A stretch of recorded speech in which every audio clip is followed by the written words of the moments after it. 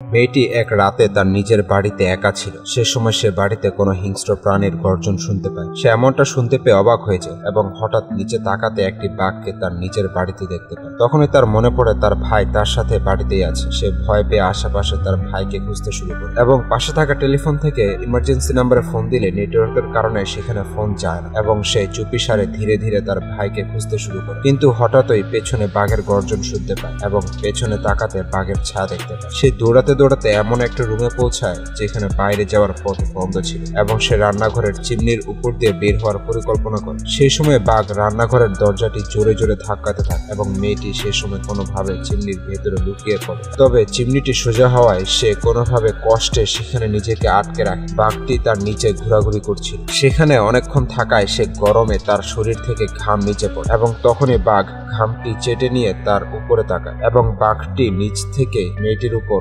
আক্রমণ করা শুরু করে। মেয়েটি কি পারবে বাঘ থেকে বাঁচতে? সেটা দেখতে হলে এখনই লাইক দিয়ে সাবস্ক্রাইব করুন আর কমেন্টে লিখুন পার্ট 2।